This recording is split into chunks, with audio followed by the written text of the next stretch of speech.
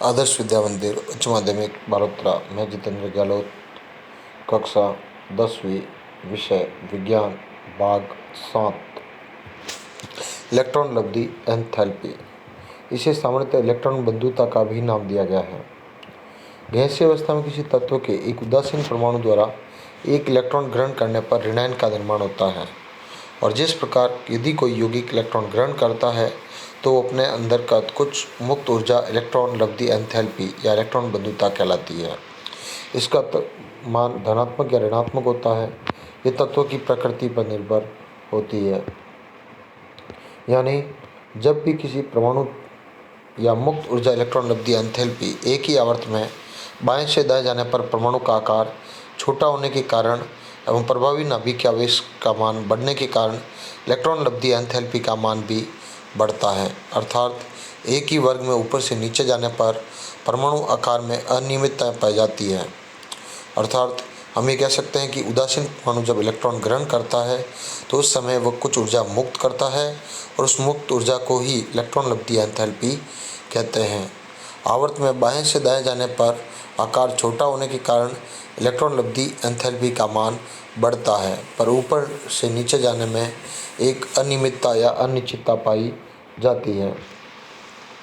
वहीं विद्युत ऋणता में सहसंयोजक यौगिकों में जब दो असमान परमाणु के मध्य बने रासायनिक बंध के इलेक्ट्रॉनों को परमाणु द्वारा अपनी ओर आकर्षित करने के गुण को विद्युत ऋणता कहा जाता है। अर्थात जब दो ही परमाणु एक साथ, ये भी नाभिक और ये भी नाभिक, एक ही इलेक्ट्रॉन को अपनी ओर आकर्षित करती है, तो उस स्थिति में इस साझे के जो इलेक्ट्रॉन हैं इन्हें दोनों ही अपनी ओर आकर्षित करने का प्रयास करेंगे।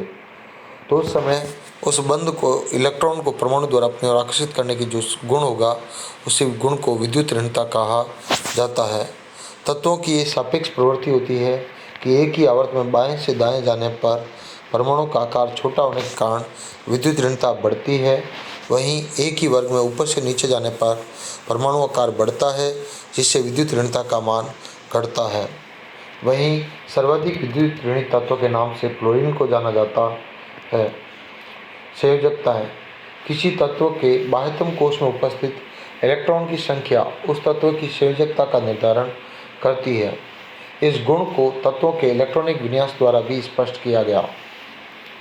सामान्यतः किसी तत्व के एक परमाणु से सहयोग करने वाले हाइड्रोजन परमाणु की संख्या या सहयोग करने वाले ऑक्सीजन परमाणु की संख्या के आधे को भी उसकी संयोजकता के से प्रदर्शित कर सकते हैं। अर्थात एक ही वर्ग के सभी सदस्य समान संयोजकताएं प्रदर्शित करते हैं, क्योंकि उनके बाह्यतम कोश में इलेक्ट्रॉनिक विन्यास अर्थात इलेक्ट्रॉनों की संख्या समान होती है। किसी तत्व के बाह्यतम कोश में उपस्थित इलेक्ट्रॉनों की संख्या उस तत्व की संयोजकता का निर्धारण करती है, और इसी गुण को तत्वों के इलेक्ट्रॉनिक विन्यास द्वारा स्पष्ट किया गया। सामान्यतः किसी तत्व के एक परमाणु से सहयोग करने वाले हाइड्रोजन परमाणु की संख्या को ही या ऑक्सीजन परमाणु की संख्या के आधा उसकी संयोजकता कहलाती है। एक ही वर्ग में सभी सदस्य समान संयोजकता प्रदर्शित करते हैं।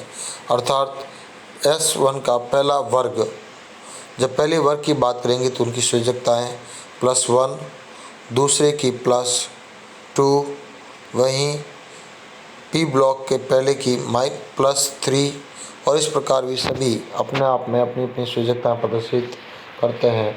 परमाणु अपने अंतिम कक्ष में अष्टक प्राप्त करने के लिए सदैव क्रियाशील रहता है। ये आपस में इलेक्ट्रॉनों की साझेदारी करना, इनको इलेक्ट्रॉन ग्रहण करना या इलेक्ट्रॉन त्याग करने से होता है। और परमाणु के बाह्यतम कोश में ये इलेक्ट्रॉनों के अष्टक बनाने के लिए, अर्थात 8 इलेक्ट्रॉन पूरे करने के लिए या उसे पूर्ण करने के लिए जितनी संख्या में इलेक्ट्रॉनों की साझेदारी करता है या उसकी स्थानांतरण करता है, उसे तत्वों की संयोजकता शक्ति या संयोजकता के नाम से जाना जाता है।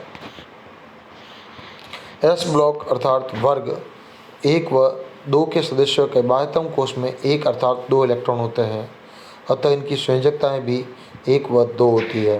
वहीं P ब्लॉक के तत्व अर्थात वर्ग 13 से 17 तत्वों की संयोजकता उसके बाह्यतम कोश में उपस्थित इलेक्ट्रॉनों को 8 में से घटाने पर प्राप्त होती है। वहीं 18वें वर्ग की संयोजकता सामान्यतः 0 होती है, क्योंकि उसके अंदर अक्रिय गैसें पाई जाती है। एक ही आवर्त में बाएं से दाएं जाने पर संयोजकता का मान 1 से 4 तक बढ़ता है और फिर वापस -3, -2 और -1 अर्थात फिर घटना शुरू हो जाता है। लेकिन यदि कोई भी तत्व ऑक्सीजन से संयोजन करता है अर्थात ऑक्सीजन से जुड़ता है तो उस अवस्था में उसकी संयोजकता 1 से 7 तक भी बढ़ सकती है। जैसे वर्ग 1 संयोजकता में इलेक्ट्रॉनों की संख्या 1, संयोजकता भी 1, जैसे सोडियम हाइड्रोक्साइड। वहीं यही सोडियम जो हाइड्रोजन के साथ केवल 1 इलेक्ट्रॉन का साझा करता है, ऑक्सीजन के साथ 2 इलेक्ट्रॉन का साझा कर लेता है। जहाँ कैल्शियम हाइड्रोजन के साथ 2 इलेक्ट्रॉन का साझा करता है, यहाँ पे भी 2 का हुआ। एल्यूमिनियम के साथ 3 का है, यहाँ 3 का है। वहीं सऊदी वर्ग का सिलिकॉन H4 बनाता है, यहाँ SiO2 बनाता है। इस प्रकार इनकी संयोजकताएँ पहले वर्ग की 1, दूसरे की 2, 13वें की 3, 14वें की 4, 15वें की 3 और 5 दोनों ही होती है, 16वें की 2 और 6 दोनों ही होती है, 17वें की 1 और 7 दोनों ही होती है। और इन सारणी से प्रश्न कई बार पूछे जाते हैं कि इन तत्वों की संयोजकताएँ कितनी होती है।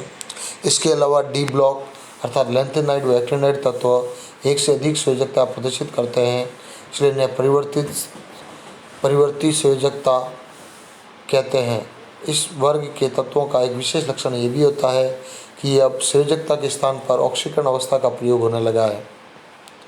विद्युत ऋणता के अनुसार किसी तत्व का एक परमाणु दूसरे तत्व के परमाणु से जितनी संख्या में आवेश या इलेक्ट्रॉन ग्रहण करता है उसे उसकी ऑक्सीकरण अवस्था के नाम से जाना जाता है। कोई परमाणु आकार, हेडिंग हो गई परमाणु का आकार। तो जैसा कि हम जानते हैं कि कोई भी परमाणु का आकार एक स्वतंत्र रूप से परमाणु के नाभिक से बाह्यतम कोश की दूरी का माप होता है, अर्थात उसके नाभिक से सबसे बाह्यतम कोश में उपस्थित इलेक्ट्रॉन के बीच की जो दूरी होगी ये उसका माप होता है। किसी तत्व के एक परमाणु का आकार ज्ञात करना बहुत ही कठिन होता है, क्योंकि या तो ये अणु के रूप में या परमाणु के रूप में होता है, या एक विलगित परमाणु का मिलना बहुत ही दुर्लभ या कठोर, मतलब अपन ये कह सकते हैं कि मिलता ही नहीं है, असंभव सा होता है। परमाणु का आकार उस परमाणु की त्रिज्या के आधार पर निर्धारित किया जाएगा, जो कि एक परमाणु की त्रिज्या के निम्न में से 2 रूपों में हो सकती है। सबसे पहले सहसंयोजक त्रिज्या, अर्थात 2 साझा करने वाले इलेक्ट्रॉनों के मध्य की नाभिक की दूरी का आधा भाग मान लिया जाए तो उसे उसकी संयोजकता हम कह सकते हैं, दोनों भागों का आधा। इसी प्रकार सहसंयोजक त्रिज्या, जब एक ही तत्व के 2 समान परमाणु सहसंयोजक बंध से जुड़े होते हैं तो दोनों परमाणु के नाभिकों के बीच की दूरी का आधा उस परमाणु की सहसंयोजक त्रिज्या कहलाती है। वहीं वैन डेर वाल्स त्रिज्या हेतु हमें 2 परमाणु को पास पास में रखना है और उनके बीच की दूरी का आधा ज्ञात करना होगा, अर्थात इन दोनों के बीच, जैसे इन दोनों परमाणु को पास में रखा तो एक की नाभिक और उसकी मध्य की दूरी के बीच को वैन डेर वाल्स त्रिज्या के नाम से जाना जाता है। वैन डेर वाल्स त्रिज्या ठोस अवस्था में ही एक ही पदार्थ के 2 निकट स्थित नामांकित अणुओं के परमाणु के बीच की दूरी को आधा को वैन डेर वाल्स त्रिज्या के नाम से जाना जाता है। वैन डेर वाल्स त्रिज्या r का मान हमेशा सहसंयोजक त्रिज्या r से अधिक होता है, अर्थात हम ये कह सकते हैं कि धात्विक त्रिज्या के आधार पर भी परमाणु का आकार ज्ञात किया जा सकता है। धातु के क्रिस्टल जालक में नज़दीक स्थिति और 2 परमाणु के नाभिकों के बीच की दूरी का आधा सदैव धात्विक त्रिज्या कहलाती है। आवर्त सारणी में परमाणु का साइज एक ही वर्ग में ऊपर से नीचे कोषों की संख्या बढ़ने के कारण बढ़ता जाता है। वहीं एक ही आवर्त में बाएं से दाएं जाने पर उसी कोष में इलेक्ट्रॉनों की संख्या भी बढ़ती है, अतः प्रभावी नाभिक के आवेश का मान बढ़ता है और इससे परमाणु आकार का मान कम होता जाता है। परमाणु के आकार के इस आवर्ती गुणधर्म पर तत्वों के धात्विक तथा अधात्विक गुण भी निर्भर करते हैं। धात्विक व अधात्विक, किसी तत्व के परमाणु द्वारा इलेक्ट्रॉन त्याग कर धनायन बनाने की प्रवृत्ति धात्विक गुण कहलाती है, अर्थात वे तत्व जो धनायन का निर्माण करते हैं अर्थात इलेक्ट्रॉनों का त्याग करते हैं, अर्थात वर्ग 1 के क्षार धातु, जब से अधिक विद्युत धनी तत्व होंगे, क्योंकि ये सरलता से इलेक्ट्रॉन देते हैं और ये सर्वाधिक धात्विक गुण रखते हैं। इसी प्रकार किसी तत्व के परमाणु द्वारा इलेक्ट्रॉन को ग्रहण करके ऋणायन बनाने की प्रवृत्ति अधात्विक गुण कहलाती है। जैसे कि 17वें वर्ग के हैलोजन वर्ग के तत्व सरलता से इलेक्ट्रॉन ग्रहण कर लेते हैं, ऋणायन बनाते हैं, अर्थात इनका प्रबल अधात्विक गुण होता है। एक ही वर्ग में ऊपर से नीचे जाने पर तत्व के परमाणु का आकार बढ़ता है, जिससे प्रभावी आवेश का मान घटता है और अतः वर्ग में ऊपर से नीचे आने पर आयनन एंथैल्पी का मान भी घटता है। धनायन का निर्माण सरलता से होता है, अतः एक ही आवर्त में बाएं से दाएं जाने पर परमाणु का आकार छोटा होगा, प्रभावी नाभिकीय आवेश बढ़ेगा, जिससे आयनन एंथैल्पी का मान भी बढ़ेगा और धनायन का निर्माण सरलता से होगा। इस प्रकार तत्व के धात्विक गुणों में कमी होती है। धातुएं विद्युत धनात्मक गुण रखती है, अर्थात विद्युत धनी होती है। एक ही आवर्त में बाएं से दाएं जाने पर परमाणु का आकार छोटा या प्रभावी नाभिकीय आवेश का मान बढ़ने के कारण इलेक्ट्रॉन लब्धि एंथैल्पी का मान भी बढ़ता है, अतः ऋणायन बनाने की प्रवृत्ति बढ़ती है और तत्वों के धात्विक गुणों में अधात्विक गुणों में वृद्धि होती है।